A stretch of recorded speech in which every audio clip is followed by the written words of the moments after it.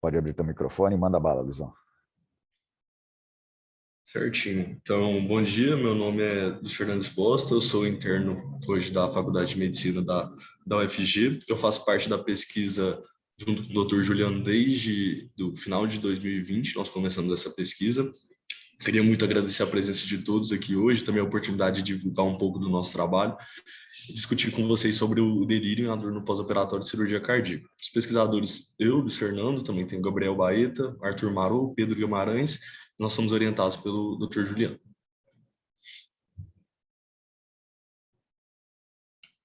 Tá passando aí?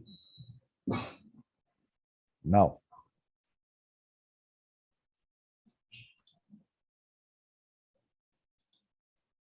Aí, Tá. foi. Então, inicialmente, discutindo sobre o que é o delírio, né?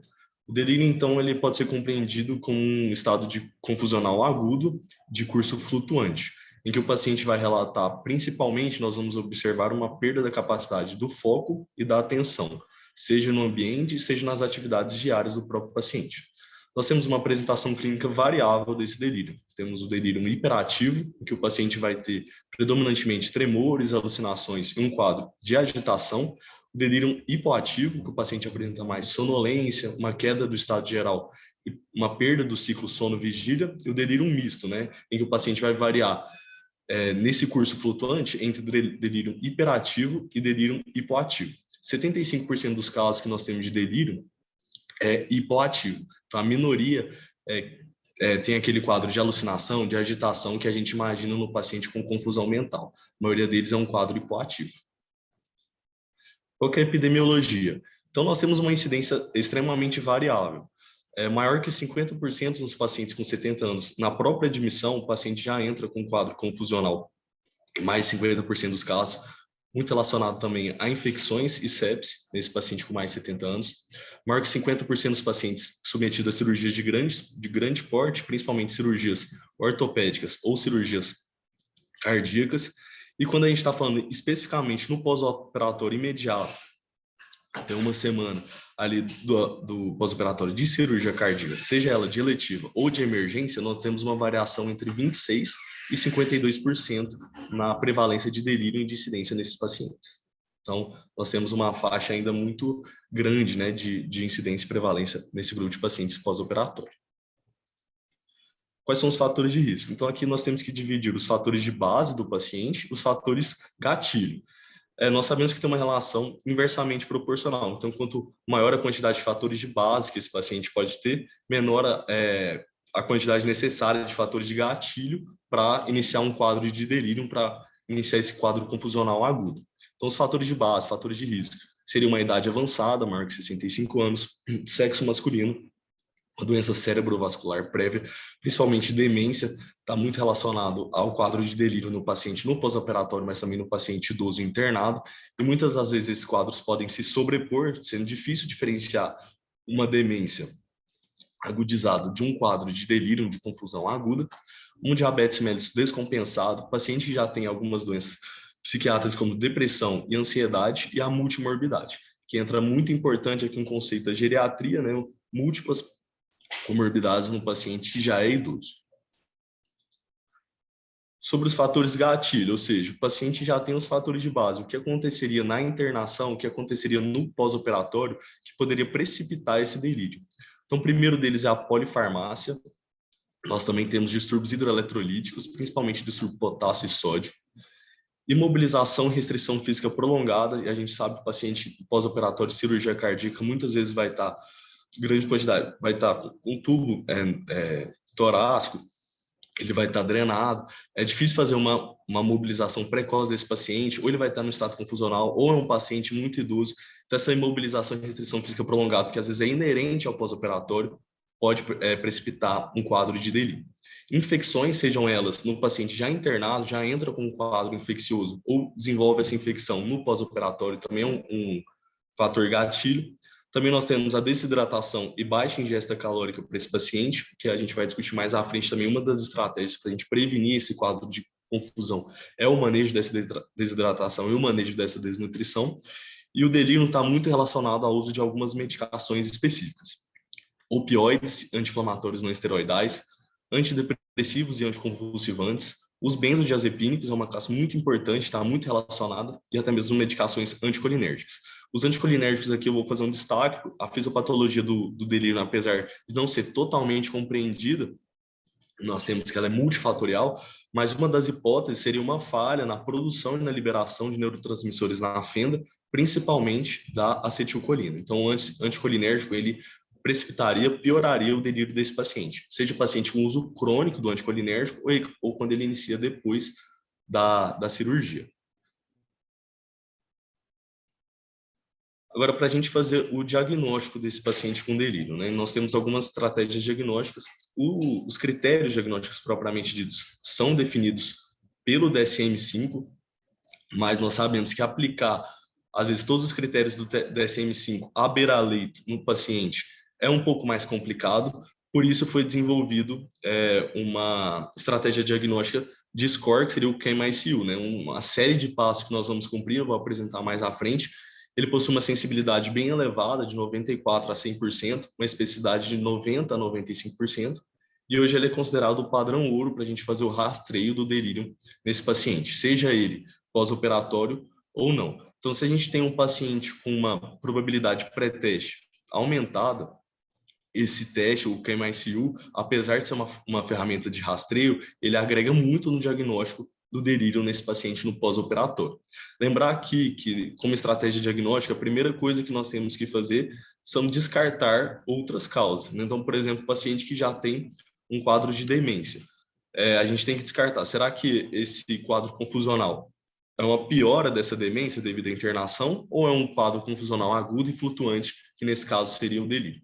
Uma coisa que marca aqui bastante e é necessário para fazer o diagnóstico do delírio é essa quadro flutuante, né? Então, não é o paciente que melhora e piora. Seja em horas, então ele pode estar em 3 horas, ele está muito bem, depois às 5 da tarde ele já está muito mal, ou até mesmo dias e semanas. Então, não tem um período fixo propriamente dito. Então, tem uma variação, uma flutuação variável, tanto em tempo quanto no próprio dia desse paciente.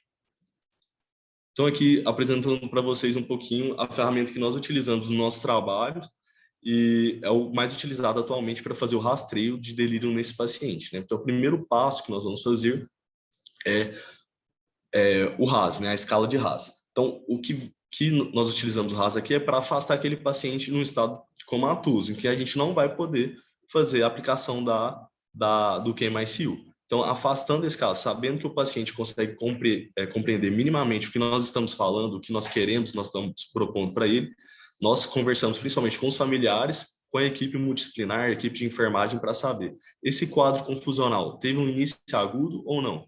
E teve um curso flutuante ou não? O paciente está variando nesse estado confusional ou ele está nessa base há muito tempo? Se a resposta for não, a gente não precisa continuar a investigação, porque, como eu tinha dito, um dos pré-requisitos é ter um início agudo e um curso flutuante. Se sim, a gente vai para a próxima etapa, que é a etapa de avaliação da inatenção. Seria principalmente avaliação de foco, lembrar que esse paciente tem principalmente foco e atenção alterados. Então, da inatenção, a gente vai falar algumas letras, então, S, A, save a heart, né? Se ele tem que sempre apertar a nossa mão sempre que ele ouvir a letra A. Se ele tiver mais que 3 erros, a gente passa para a próxima etapa. Se ele tiver menos que 3 erros, provavelmente ele não tem delírio, um valor preditivo negativo muito alto, né? Então, provavelmente ele não tem delírio. Então, a gente pode parar, não tem delírio nesse paciente. Se ele errou mais que 3 letras, maior ou igual a 3 letras, a gente vai para o próximo passo, que é o nível de consciência alterado, e a gente vai reavaliar o RAS.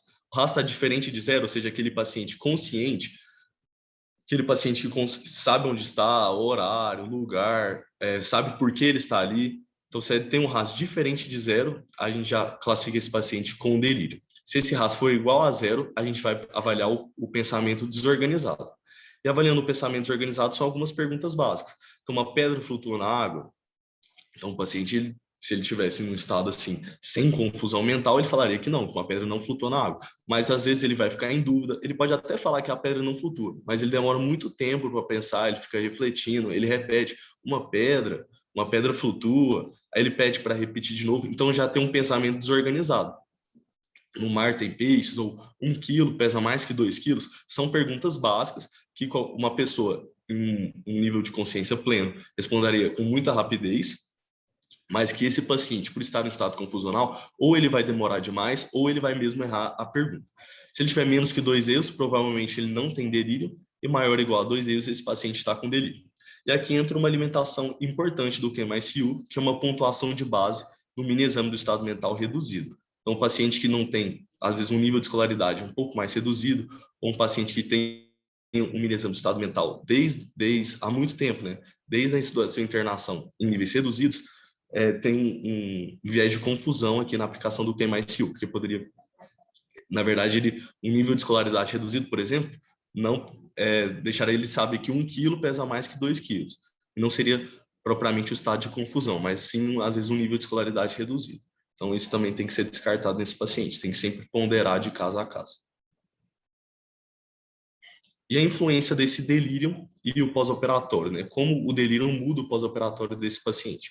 Então, nós temos que o paciente que teve delírio no pós-operatório tem um risco aumentado de mortalidade precoce, aumento dos custos de internação hospitalares, seja com medicações, tempo de internação prolongado, número elevado de pessoas para cuidar desse paciente. Então, uma equipe de enfermagem vai ter que se mobilizar a mais, ou outros profissionais médicos, interconsultas, enfim, de maneira geral, custos de internação hospitalares aumentados, tempo de internação prolongado, como eu já havia falado, e tem um aumento do risco de declínio cognitivo em até 12 meses. Principalmente no primeiro mês, a gente observa, mas alguns trabalhos relataram um declínio cognitivo de até 12 meses nesse paciente, principalmente com relação ao autocuidado, independência domésticas e algumas tarefas complexas. Então, o paciente, e eu já é um paciente idoso, ele não vai ter aquela capacidade de, por exemplo, tomar banho sozinho, se limpar, escovar os dentes, fazer a barba. Então, queda da qualidade de vida. Independência doméstica também, não vai conseguir cozinhar, servir a própria comida, se alimentar sozinho, ir ao banheiro.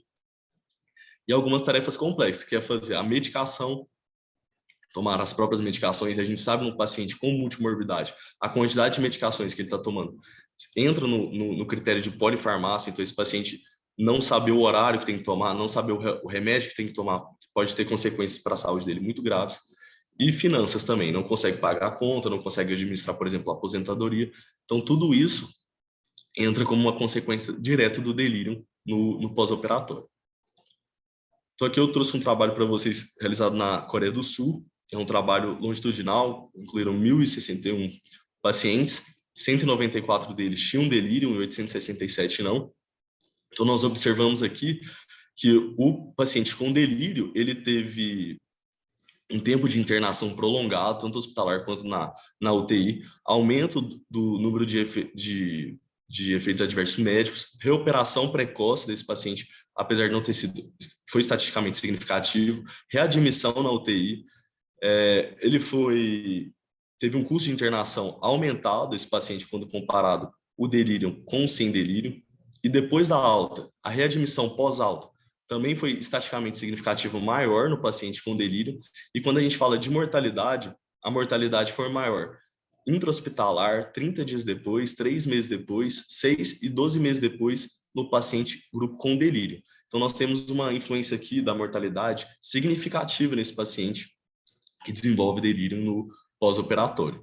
Então, ou seja, uma condição que, por vezes, passa batida, que é um estado confusional agudo, mas acaba influenciando grande parte do pós-operatório desse paciente, especialmente a qualidade de vida, como nós vemos, né? A perda do autocuidado, a perda de tarefas complexas e também a mortalidade pós-operatória, a curto e longo prazo.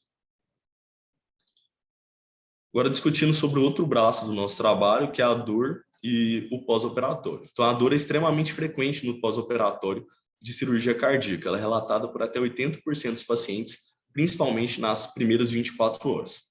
Mas alguns trabalhos mostram que 30% dos pacientes ainda podem relatar dor após 2 meses da cirurgia, o que entraria provavelmente um componente neuropático. Não tem pesquisas que comprovam, né, essa interferência do componente neuropático nesse paciente, mas uma das hipóteses seria uma influência de um componente neuropático nessa dor crônica a longo prazo pós-cirúrgica. E ela está relacionada também a muitas complicações no pós-operatório precoce. Então, distúrbios respiratórios desse paciente, seja pela uma restrição realmente física da cirurgia, seja pela dor intensa desse paciente, que ele vai ter um movimento torácico reduzido, vai ter uma redução do volume corrente, redução da capacidade vital, capacidade residual funcional também reduzida e redução da complacência pulmonar. Tudo isso devido a uma dor no pós-operatório. E nós também vamos observar nesse paciente com níveis áuticos elevados uma hiperativação do sistema simpático, com aumento da frequência cardíaca e da pressão arterial, o efeito inotrópico positivo no coração desse doente. Num pós-operatório de cirurgia cardíaca, oferece muito isso também de mortalidade e de sucesso pós-cirúrgico. Então, por isso, o manejo correto da dor nesse paciente no pós-operatório, ele auxilia tanto no delírio quanto na melhora também da qualidade de vida e na recuperação desse paciente precoce e tardia no pós-operatório. Então, como evitar, né, essas complicações, principalmente questão do delírio e da dor? Então, tem uma guideline de melhora, né, como melhorar a recuperação desse paciente após cirurgia cardíaca. Eu vou me ater aqui aos pontos que nós discutimos de delírio e dor. Tem várias recomendações, como a nutrição do paciente, a hidratação do paciente, cuidados intraoperatórios, cuidados pré-operatórios. Vou discutir aqui com vocês um pouco sobre a questão do delírio e da dor.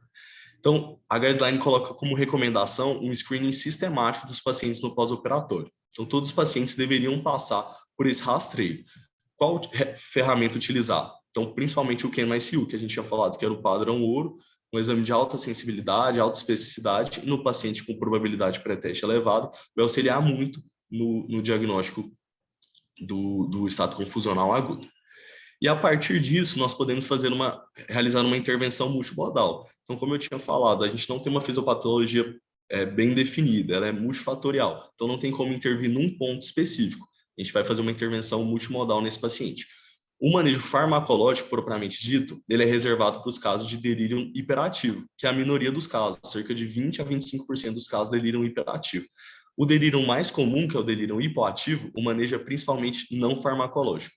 Hoje, nós sabemos que não tem nenhuma evidência científica que faz o suporte de medicações profiláticas, medicações para usar no pré-cirúrgico, que vai reduzir a chance do delírio no pós-operatório.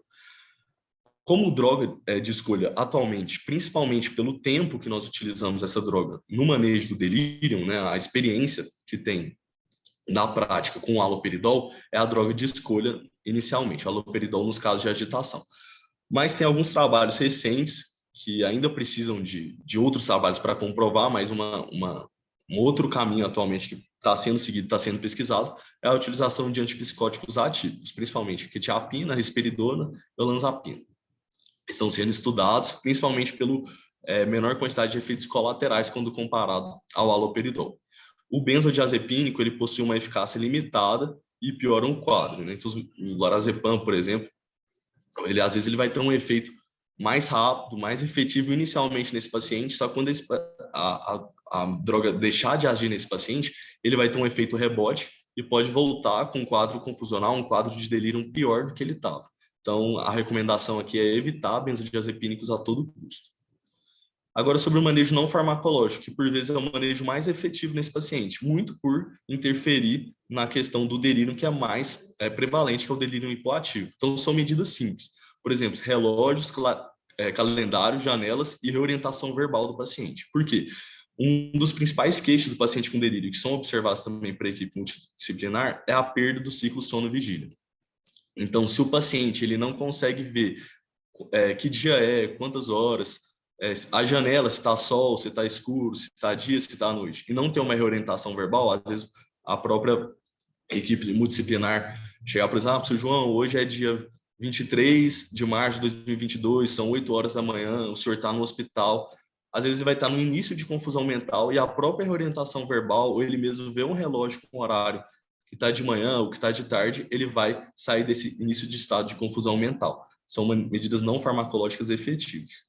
Também tem uma estimulação cognitiva durante o dia, principalmente conversas com familiares. Então, às vezes, esse paciente, por ele não estar em contato com pessoas que ele conhece, ele inicia um quadro de confusão mental aguda. Então, contato com esses familiares, conversa sobre dia a dia, conversa sobre rotina que esse paciente tinha, rotina que os familiares tinham, ou seja, relembrar como era o dia a dia dele pode auxiliar. E essa estimulação cognitiva tem que ser durante o dia. Evitar conversas e visitas familiares durante a noite para esse paciente, porque vai atrapalhar ainda mais o ciclo sono-vigília. Uma mobilização precoce do paciente, obviamente dentro das limitações, né? Às vezes é um paciente muito idoso, um pós-cirúrgico foi complicado, mas a mobilização precoce, um trabalho da fisioterapia que é muito importante para esse paciente, principalmente caminhar, fazer exercício de força resistido. Essa mobilização precoce do paciente é muito positiva para prevenção e manejo do delírio no pós-operatório. E evitar a restrição física, né? A restrição física do paciente no leito, ele tem que entrar como uma última opção, caso o paciente esteja colocando em risco a equipe multidisciplinar ou ele mesmo. Caso contrário, tem que evitar ao máximo essa restrição física, porque pode piorar o estado confusional e, como a gente já viu, as consequências desse estado confusional de delírio a curto e a longo prazo. Agora, o manejo adequado da dor. Vou falar aqui de maneira geral. São estratégias muito específicas, são estratégias que devem ser ponderadas caso a caso. Então, como é uma guideline americana, e a gente sabe que lá nos Estados Unidos tem um nível de adicção, às vezes, por opioide muito alto no pós-operatório, o problema dos opioides nos Estados Unidos é muito maior que aqui no Brasil, mas eles colocam como estratégias poupar opioides, né? Então, principalmente a associação de paracetamol com baixas doses de opioide. Então, usar medicações junto com opioide para reduzir essa quantidade de opioide, né? Fazer um efeito sinérgico de analgesia. A pregabalina ou a gabapentina também pode ser utilizada com essas baixas doses de opioide. E o tramadol, apesar de ser um opioide, ele foi relacionado a uma redução de até 25% no uso de morfina. Então, aqui a gente tem que balancear, né? Ao mesmo tempo que a gente tem que manejar a dor desse paciente, porque tem as consequências pós-operatórias de uma dor importante nesse paciente, como sistema simpático, restrição de distúrbios respiratórios, como a gente tinha falado, nós não podemos também abusar no uso de analgésicos e opioides, porque eles estão muito relacionados ao delírio. Então, tem que ser uma balança e ponderada caso a caso. Não tem uma diretriz que deve ser aplicada para todos os pacientes, tem que ser individualizada caso a caso. Mas a intenção aqui, de maneira geral, é poupar o uso de opioides com associação a outras medicações. Como também nos Estados Unidos o uso de ARNS geralmente é evitado no pós-operatório de cirurgia cardíaca, eles associam o paracetamol, que tem menor efeito colateral do que os outros ARNS. E quais são os resultados dessa intervenção? Então, eu trouxe aqui um estudo da New England, foi realizado em 1999, apesar de ser um estudo mais antigo. Ele trouxe bons resultados, um estudo mais consagrado na intervenção, né, desses pacientes com delírio, na intervenção precoce. E o que nós observamos aqui, que no estudo, o grupo intervenção, ele teve uma menor ocorrência de um primeiro episódio de delírio, uma menor quantidade de dias de delírio e número de episódios de delírio durante a internação. Tudo isso no grupo intervenção. Isso na prevenção, né? Quando a gente está falando de prevenção. Quando a gente vê os pacientes com delírio propriamente dito, nós vemos que a intervenção e o cuidado usual foram muito semelhantes, né? O p-valor aqui não significativo. Então, essas ações no delírio, principalmente hipoativo, entram na prevenção desse paciente, não propriamente no tratamento quando está com estado confusional agudo já instalado. Então, principalmente prevenção. E aqui eram medidas gerais, por exemplo, o paciente estava mais no período noturno, eles reduziam as luzes do leito, ofereciam até mesmo leite quente para o paciente pegar no sono, evitar o uso de medicação, identificação precoce de desidratação desse paciente com reposição volêmica adequada, nutrição adequada desse paciente também, e essa questão de janelas, relógios, conversa com familiares, conversa da equipe falando o horário, onde o paciente estava, por que ele estava ali, para ele se situar em tempo e espaço. Então, são intervenções relativamente simples, né? Não demandam medicações ou procedimentos, mas que tiveram um resultado muito positivo aqui na prevenção do primeiro episódio, o total de dias dos delírios e o número de episódios de delírio durante a internação. Agora, falamos propriamente sobre o nosso trabalho. Eu fiz uma introdução geral, teórica, sobre o delírio e falar sobre o nosso trabalho. Então, o objetivo do nosso trabalho é avaliar a incidência de delírio no primeiro dia pós-operatório dos pacientes submetidos à cirurgia cardíaca e esses fatores de risco associados que eu tinha comentado, como idade avançada, como multimorbidade, polifarmácia. E a avaliação também da intensidade e localização de dor pós-operatória e correlacionar esses achados à classe medicamentosa em uso. Será que o paciente está em uso de opioide? Ele vai ter mais ou menos dor? Ele vai ter um nível de dor em várias áreas, ou vai ser uma área única? Ou o paciente que usa ARNS, ele tem um controle melhor de dor do que o paciente que tem opioide? Então, a gente queria estudar um pouco sobre essas diferenças. A metodologia. Então, trata-se de um estudo transversal analítico, né? Foi aprovado pelo Comitê de Ética. Esses pacientes foram submetidos à cirurgia cardíaca entre janeiro de 2020 e fevereiro de 2022. Nós avaliamos esse paciente para a questão da dor de duas maneiras, com a escala visual analógica da dor e a escala de dor de Lanz, no primeiro pós-operatório, no primeiro dia de pós-operatório. A escala visual analógica é para ver principalmente a questão da intensidade, né, e a localização, e a escala de dor de Lanz para ver o componente neuropático. Então, pontuações maior que 12 eram consideradas altamente prováveis de ter um componente neuropático de dor naquele paciente, e menores que 12 como improvável de ter um componente neuropático naquele paciente. Então, aqui, de maneira geral, a gente vai ao leito do paciente, mostra para ele essa imagem, pede para ele apontar, né, as áreas que ele está sentindo mais dor, uma ou mais áreas, e para ele classificar essa dor de 0 a 10, e colhemos essas informações. Com relação à avaliação do delírio, né, também avaliamos a presença de delírio no primeiro pós-operatório na UTI, com a utilização do QMICU e da RAS, como eu já tinha explicado anteriormente. A avaliação desses dados epidemiológicos e clínicos dos pacientes foram coletados no prontuário eletrônico do hospital, do próprio INCOR, e para análise das amostras independentes, nós realizamos o teste T-Student com um nível de significância menor que 5%, tem valor menor que 0,05. Então, aqui a geral, né, da nossa amostra, sexo, principalmente do sexo masculino, a idade média de 59,8 anos, né, esperado para uma intervenção cirúrgica cardíaca eletiva ou de emergência. O que nós gostaríamos de destacar aqui, principalmente, a grande maioria das cirurgias realizadas no hospital foi para troca valvar, não para revascularização. Então, foi uma cirurgia mais eletiva do que propriamente de emergência. Nível de comorbidade do paciente, 3,6. Medicamentos pré-operatórios, 4,3. E o medicamento pós, 7,6. Já entra no conceito também de polifarmácia, mas também numa cirurgia pós de grande porte e um paciente que muitas das vezes já tem multimorbidade, já é esperado que o paciente vai usar uma grande quantidade de medicação, tanto no pré quanto no pós-cirúrgico.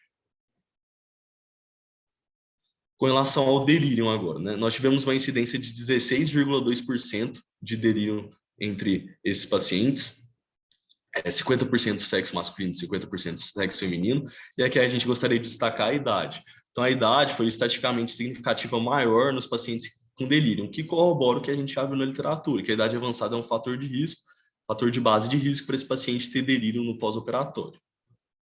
Curiosamente, o IMC ele foi também estatisticamente significativo, mas ele foi menor nos pacientes com delírio do que nos pacientes sem delírio. Uma correlação aqui, não consegui achar nenhuma literatura que correlacione essa questão do IMC com o delírio no pós-operatório, às vezes uma questão de desnutrição, enfim, mas não achei nenhum dado significativo que explicaria isso.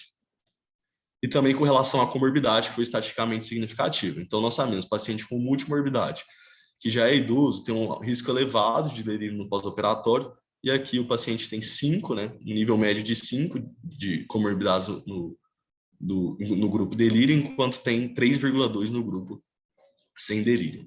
A polifarmácia no pós-operatório, que também é um fator de risco, foi muito semelhante nos pacientes com delírio e sem delírio, não foi estatisticamente significativo. Então, aqui a gente coloca como fator de risco encontrado, e já corroborando a literatura, a idade avançada e a multimorbidade desse paciente. Muitas vezes é hipertenso, diabético, enfim. Com relação à dor. Então, a dor foi relatada em 82,4% dos pacientes, também compatível com o que é achado na literatura, a quantidade de dor elevada, né, no primeiro pós-operatório de cirurgia cardíaca. A quantidade de áreas dolorosas, né, que o paciente apontava, a média foi de 1,2 e a intensidade de 3,8. Né? Então, é uma intensidade não tão alta, também a quantidade dolorosa geralmente única, porque a área mais comum relatada foi a A5, que foi a área que coincide com a esternotomia durante a cirurgia. A escala de dor de Lanz, né, para a gente avaliar esse componente neuropático ou não da dor no pós-operatório. 75%, 74,3% dos pacientes tinham escala de Lanz menor que 12, ou seja, não tinham um componente neuropático, enquanto 8,1% tinham maior que 12, que provavelmente tinha um componente neuropático nessa dor. e a porcentagem restante dos pacientes não referiam dor no pós-operatório. Era mais comum, como eu já tinha dito. Com relação ao uso de opioides, né? Nós colocamos aqui uma razão de prevalência de 0,84, mas não foi estatisticamente significativa. O paciente com o uso de opioide não tem um risco elevado aqui, pelo menos na nossa pesquisa, para o uso de delírio, apesar de ter um N um pouco reduzido ainda para a gente fazer extrapolações. Isso é um estudo transversal com razão de prevalência, né? Tem uma força de associação tão grande, a gente não observou essa relação entre o uso de opioides e delírio. Com relação ao LANS, também não foi observada a relação entre componente neuropático e uso de delírio, bem como a intensidade da dor e a quantidade de áreas dolorosas não foram estatisticamente significativas, ou seja, o paciente que usa opioide ou não usa opioide, eles têm características de dor, de intensidade, quantidade e componente neuropático semelhantes, bem como prevalência de delírio nesses pacientes. Agora, com relação ao uso de estatinas, né? Comparando o paciente que faz uso de estatina, se ele vai ter delírio ou não no pós-operatório, razão de prevalência 0,97, mas não estatisticamente significativa. A intensidade da dor e a quantidade de áreas dolorosas no pós-operatório também não foram estatisticamente significativas, foram muito semelhantes nos dois grupos de pacientes. Agora, com relação ao LANS, nós observamos uma razão de prevalência de 0,21, ou seja, um pouco mais, um paciente que usa estatina, né, com um risco maior de ter um componente neuropático. Lembrando que a gente está falando de razão de prevalência, né? Então a força de associação não é tão grande quanto um estudo longitudinal, enfim, mas já pode dar uma pista, às vezes, para investigações futuras com relação ao uso de estatina no pós-operatório e esse componente neuropático de dor nesse paciente, que pode repercutir em dor crônica, né? Principalmente por lesão neuropática. Como a gente já tinha visto, 30% dos pacientes relatam dor até 3 meses após a cirurgia. Então, a conclusão aqui do nosso estudo. Então, a incidência prevalente de delírio encontrado no estudo está abaixo dos valores da literatura atual. Então, a gente encontrou prevalência de delírio no INCOR abaixo, porque a média, né, no pós-operatório de cirurgia cardíaca entre 26% e 52%, que a gente encontrou 16%. Os fatores de risco classicamente descritos foram encontrados na nossa pesquisa, como a idade avançada e a multimorbidade. Então, são fatores aqui difíceis de fazer uma intervenção, né? Não tem como intervir numa idade avançada de um paciente ou paciente com multimorbidade, que a gente pode fazer no máximo. A longo prazo, controlar, né? O paciente diabético fazer o controle glicêmico, hipertenso, o controle pressório, mas assim, é difícil fazer uma intervenção intra-hospitalar ali no pós-operatório com relação a esses fatores. A área dolorosa mais comum coincide com essa região da esternotomia e não teve a relação entre a analgesia, o uso de opioide ou não, e os níveis de dor ou delírio desse paciente. Quais são os frutos da pesquisa? Então, coloquei aqui alguns congressos que nós apresentamos, né? Primeiro, um estudo piloto que nós enviamos para o simpósio acadêmico da SBC. Ficamos muito felizes de sermos aprovados aqui como um dos 3 melhores trabalhos aqui do simpósio acadêmico. E também tivemos 2 aprovações no Congresso Brasileiro de Cardiologia de 2021, que nós analisamos essa dor no pós-operatório imediato, também a relação entre o opioide e o componente neuropático e o nível de dor, e também a incidência de delírio e dos fatores de risco nesse pós-operatório. Então, assim, ficamos muito felizes mesmo de sermos aprovados nesse congresso, porque mostra que a gente está fazendo um bom trabalho com o INCOR, um bom trabalho com o Dr. Juliano, e esperamos que mais aprovações venham no futuro. Então, essas são as referências que eu utilizei para fazer a apresentação. Excelente, Luiz, excelente. É isso, muito obrigado. Parabéns, meu amigo. Eu acho que se tivesse todo mundo presencial, ia ter um monte de palmas aqui agora. Eu acho que é um momento merecido para essa discussão, porque eu acho que toda a nossa comunidade do hospital e as pessoas que estão de fora, nós temos aqui agora, além de vocês, nós temos aqui pessoas, inclusive, de outros países. Eu estou vendo aqui colegas do Paraguai, por exemplo, que também militam na questão da dor, do delírio e da mobilização precoce. Então, você falou internacionalmente hoje para a América do Sul, Luiz. E uma coisa que é importante, eu acho que abrir essa questão de reflexão, antes de passar a palavra para o Arthur, que eu acho que coordena esse processo todo como cirurgião do nosso hospital, eu acho que, assim, eu quero deixar claro aqui para você, Luiz, para o Arthur e para todo o grupo que está aqui, os 4, que são fantásticos na sua dedicação. Raramente a gente encontra, no mundo em que a gente vive, pessoas com essa dedicação que vocês têm de estar no hospital aos finais de semana, virem coletar os dados, respeitar o método científico, eu posso falar tranquilamente que esse trabalho de iniciação científica de vocês facilmente poderia ser uma dissertação de mestrado. Eu já avaliei teses de doutorado que não têm a profundidade que vocês estão atingindo aí agora no processo de iniciação. Então, vocês estão num caminho muito bom e de público mencionar isso aqui agora, e isso não é para mexer com o ego de ninguém, é só para a gente poder dizer, quando a gente merece, que essa dedicação de vocês, se vocês mantiverem assim, o futuro vai ser brilhante, não tenho dúvida disso. Parabéns. E eu queria que, nesse momento, como moderador da reunião, eu queria que o doutor Arthur desse a sua opinião aqui sobre o que foi apresentado, porque ele, sem dúvida, além do paciente, que é o maior interessado, é o segundo maior interessado nesse processo. Diga aí, meu amigo. Juliano, Luiz, quero parabenizar realmente. Primeiro, viu, Luiz, parabéns pela aula, acho que ficou muito boa. O trabalho, como o Juliano falou, assim, eu sou extremamente interessado, né, nessa questão, e desde algum tempo, quando nós começamos, junto com o Juliano e todo mundo do Empore, nesse processo de publicações científicas, nós vamos descobrindo, né, coisas importantes do serviço que para a gente poder melhorar cada vez mais. O fato da nossa estatística de delírio ser menor nos faz refletir sobre qual caminho nós estamos seguindo, o que a gente pode fazer para melhorar mais ainda.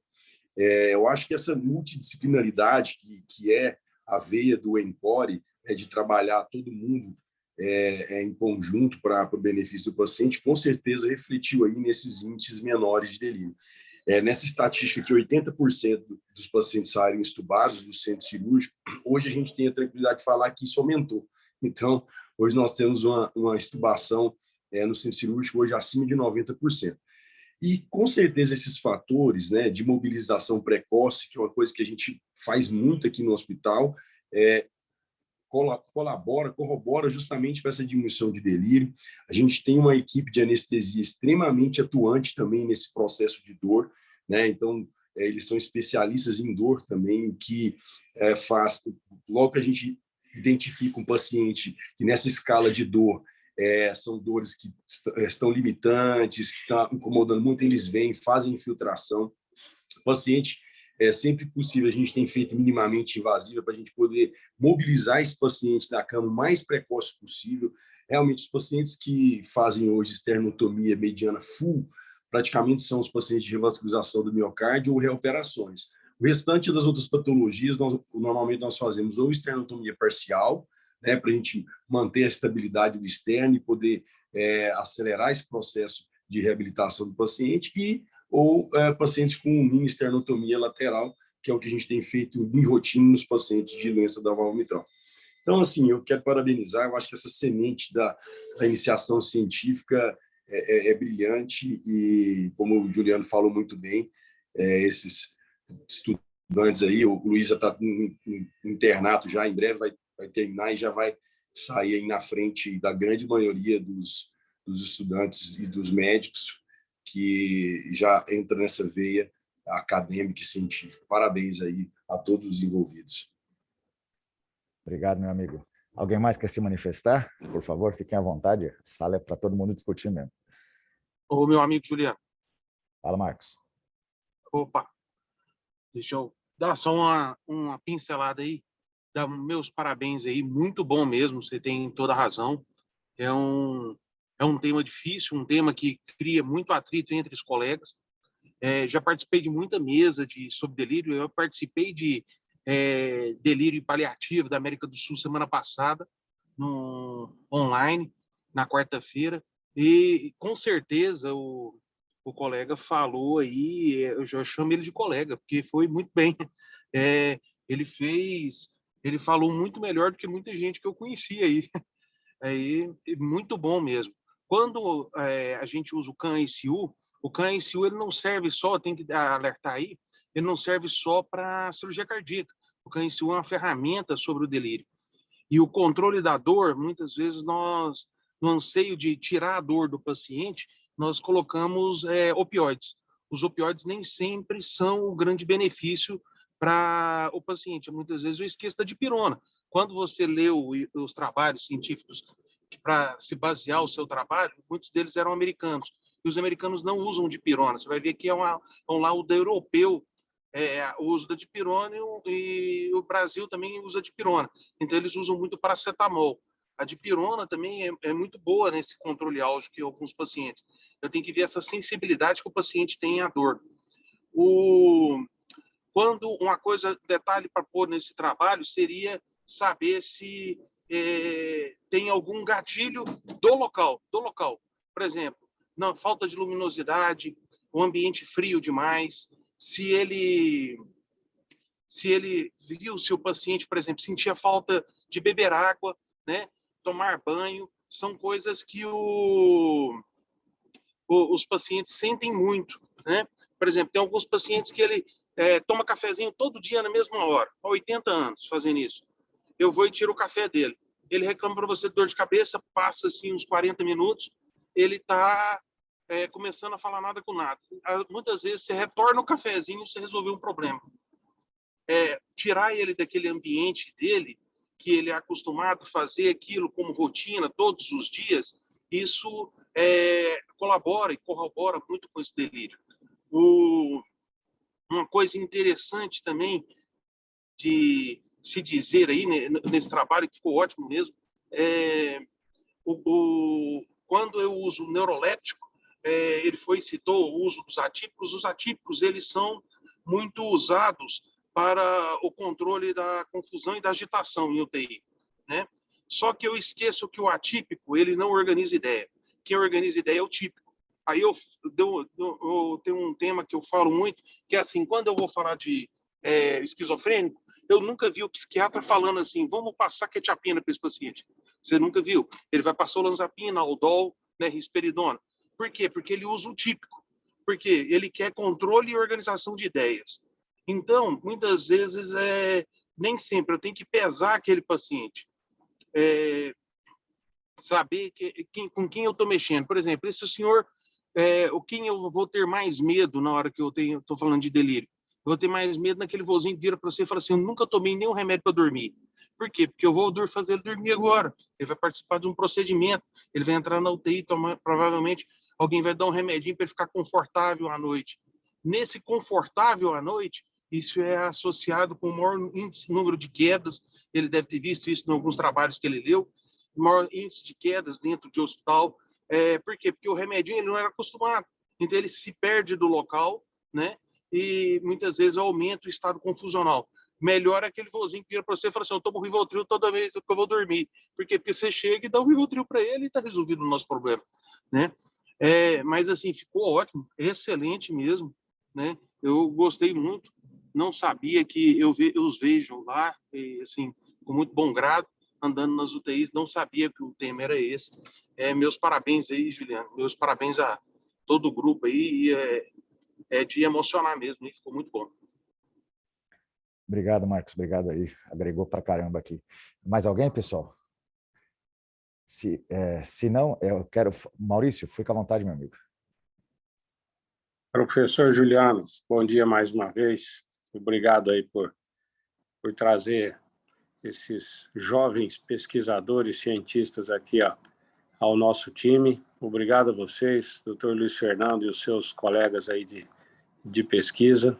Parabéns pelo trabalho, não só pela apresentação, mas por tudo que vocês desenvolveram, por essa garra que o professor Juliano disse que vocês tiveram. O que nos move inicialmente a fazer pesquisa científica, quando estamos aí na graduação, é que queremos ter um bom currículo. E isso é importante mesmo, isso faz diferença. Eu vou te dar um exemplo real e recente. Eu tenho certeza absoluta que esse trabalho de iniciação científica feito no Hospital Encore, e que nós temos a honra de participar com vocês, e eu agradeço vocês por nos ajudar nisso, eu não tenho dúvida que esse trabalho fez total diferença na aprovação da doutora Débora, a nossa egressa residente de cardiologia agora, na residência de ecocardiografia do HC, né? Eu sei que foi uma vaga apenas, bastante disputada, e pela pontuação dela a gente vê claramente que o currículo dela fez a diferença no desempate, fez com que uma residente egressa de um serviço de cardiologia de um hospital privado em Aparecida de Goiânia entrasse no Hospital das Clínicas, que tem como diz o professor Juliano, um sarrafo muito alto de critério de admissão. Então, isso nos move, tem que mover, isso é importante, isso faz a diferença. Mas eu queria alertar vocês, lembrar vocês que o principal da pesquisa científica não é engrossar os nossos currículos. Isso é bom, é necessário, mas o principal é fazer a diferença na vida de alguém, é fazer a diferença na sociedade, é trazer uma informação que seja útil, que seja prática e, do ponto de vista científico, que venha a ser citada por outros. Isso é o maior critério que a gente tem de reconhecimento de uma publicação. Então, eu estou dizendo tudo isso para vocês, para lançar para vocês um desafio de agora, com todo esse conhecimento que vocês adquiriram, com essa tarimba, com o conhecimento do ambiente, que eu tenho certeza que nos primeiros dias vocês chegaram lá, não sabia nem a quem se dirigir, como cumprimentar, se podia encostar, se podia pôr a mão, se podia sentar, se podia beber água, tomar um café, né? Porque a gente sente assim. E hoje eu tenho certeza que vocês já têm um domínio do ambiente, vocês já não deliram quando entram na UTI, e o desafio é que vocês, viu, professor Juliano, treinem o nosso pessoal para a gente diminuir as nossas incidências ainda mais, né? Treinem o pessoal técnico de enfermagem a fazer essas medidas não farmacológicas que você citou também, aos próprios fisioterapeutas, os próprios médicos, os seus colegas, para que a gente possa lembrar disso ali no dia a dia, na prática, e exercer o aprendizado, né, as práticas que você tão bem citou aqui. Então, está feito o desafio, acho que junto aí com a enfermeira Fabíola, com o professor Juliano, você possa replicar o seu trabalho para o nosso time, tá? Com o intuito disso, de diminuir mesmo a incidência do delírio e até a essa atenção na dor no pós-operatório, não só da cirurgia cardíaca, mas de qualquer paciente que tenha ali. Por último, eu queria... também pode ser até um desafio, uma hipótese que a gente pode utilizar, não valeria para o paciente de emergência, mas o quanto que o preparo pré-operatório, antes do paciente internar, pode influenciar no delírio pós-operatório e na dor. Né? Você informar para o paciente o que ele vai passar, quem ele vai ver quando ele acordar, como que vai ser, eu tenho certeza que isso faz diferença e fica aí mais um desafio para um possível desdobramento do trabalho de vocês. Ok? Era isso, professor. Luiz Fernando, obrigado. Parabéns a vocês.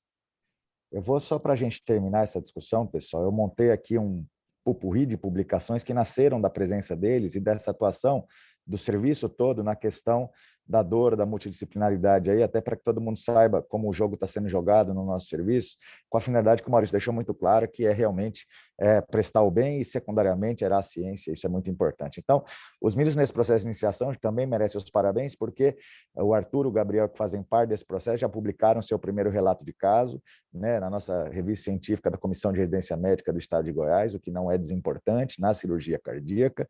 E se a gente pensa na dor, ela causa impacto, eu não vou entrar no mérito agora, a apresentação do Luiz foi muito poderosa nesse sentido, mas ela arrebenta o paciente. Então, olhar para a dor e se preocupar com dor é muito importante. Mesma lógica para fazer o que ele chamou de mobilização precoce. As principais diretrizes do planeta deixam muito claro, se preocupe com sedação, se preocupe com delírio, porque muda desfecho e determina se a gente vai poder fazer um monte de coisas com eles rapidamente no pós-operatório. Tem publicações como o PADS de 2018 que deixam claro como conduzir coisas como dor, sedação, delírio, imobilismo e sono na UTI. É um guideline mundial de como se deve lidar com isso. Eu acho que, como o Maurício colocou muito bem, em 2022 é fundamental que a gente exerça essas boas práticas, porque isso faz toda a diferença. E quando a gente olha para essa mobilização, o serviço, sem dúvida o Arthur já apontou isso muito bem, é muito intenso na questão de fazer a mobilização precoce, desde o primeiro dia de pós-operatório. Nós temos publicações nesse sentido recentes que reforçam isso, e melhor do que a publicação é ver na prática os indivíduos num pós-operatório se exercitando, como vocês veem aqui, contra a resistência, em cicloergometria, treinando isso aqui dentro do hospital, mesmo em situações extremas, como a nossa paciente da ECMO, que ficou um tempão lá no hospital, fazendo eletroestimulação, fazendo o que ela podia fazer, sendo estimulada a se mexer, e resultando isso, mesma lógica, quando se faz bem feito um processo, e eu me permito colocar bem feito esse adjetivo aí, porque quando a gente faz isso, vocês percebam aqui, no Congresso Brasileiro do ano passado, o trabalho da Clara, que é a Clara agora, né, graças ao Álvaro aqui junto a gente, ela foi um dos 10 trabalhos mais acessados do Congresso. Todo mundo quer saber como lidar com essa situação desafiadora, que é, por exemplo, essa mobilização num paciente sujeito a delírio, dor, de 66 dias de ECMO, imagina isso. Então, isso chama atenção. Para a gente poder chegar e fazer isso aqui rápido. Uma pessoa com dor não consegue fazer isso. Uma pessoa com dor não vai fazer isso. Isso vai causar uma limitação muito importante. Então, a ideia aqui era só mostrar que o grupo, como o Arthur também colocou, tem um anestesiologista envolvido, a equipe multi-envolvida, todo mundo permitindo que aconteça, o que também é diferente. Usando o método, já nós temos aí os primeiros relatos de casos no Brazilian Journal of Pain, por exemplo, a questão da anestesia espinal, que a gente é precursor no Brasil em fazer, otimizando o tempo de extubação, como se colocou aqui no chat, 80%, 90% sendo extubado, isso aí só aumenta, né? Uma publicação que tem um impacto, possivelmente a maior do grupo, do INCORE até hoje, em termos de nível de evidência, discutindo bloqueios de plano eretor, como a Arthur colocou aqui muito bem, nas mais diversas situações. Tanto Gustavo quanto Stanley fizeram formação em dor na USP, e esse foi o trabalho de conclusão de curso deles, que eu pude orientar, que também foi publicado, né? A discussão sobre o estudo piloto de analgesia com bloqueio de plano eretor, a gente é precursor nisso, isso se discutindo com anestesia no centro cirúrgico, não se associa à reintubação. Então, é um processo que vai se mostrando numa linha de pesquisa que o hospital tem, né, e a gente está com isso desde o princípio, usando métodos não invasivos para tentar controlar a dor do indivíduo. Esse trabalho foi primeiro colocado no Brasileiro de Cirurgia Cardiovascular em 2018. Esse trabalho ganhou um prêmio de R$15 mil em São Paulo em 2015, uma versão parcial dele. Então, a gente está num bom caminho, e é só isso que eu queria falar, premiar esse processo do Luiz, do Arthur, do Gabriel, do Pedro, todos eles que, sem dúvida, fizeram toda a diferença, e acho que era o momento de mostrar um pouquinho disso, cumprindo o horário. E, de novo, parabéns aí pelo grupo, parabéns pelo Arthur nos deixar participar disso, é muito legal ter esse convívio multidisciplinar e de amizade. E, sem dúvida, o Maurício, o Arthur e todos que estão aqui juntos, né? A gente está fazendo isso aí. Não é nunca o trabalho de uma pessoa, nem o Luiz, nem meu, nem do Arthur, nem do Maurício. É o grupo inteiro que está se unindo para fazer isso, né? Infelizmente, os artigos têm que ter um número mínimo, máximo de autores, mas poderíamos colocar aqui 30 pessoas facilmente, que nos ajudam muito a fazer essas coisas acontecerem. Então, é muito bom. Obrigado, viu, gente? Parabéns, Luiz. Parabéns em nome do grupo. O Arthur também está aqui, o Marô, outra fera, está firme. Muito bem. Gente, era obrigado, isso. doutor. Valeu, cara. Tchau, tchau. Então, era essa a reunião de hoje. Muito obrigado. Muito obrigado, pessoal. Um bom dia. Tchau, tchau, pessoal. Um abraço. Muito obrigado. Até mais. Tchau, tchau.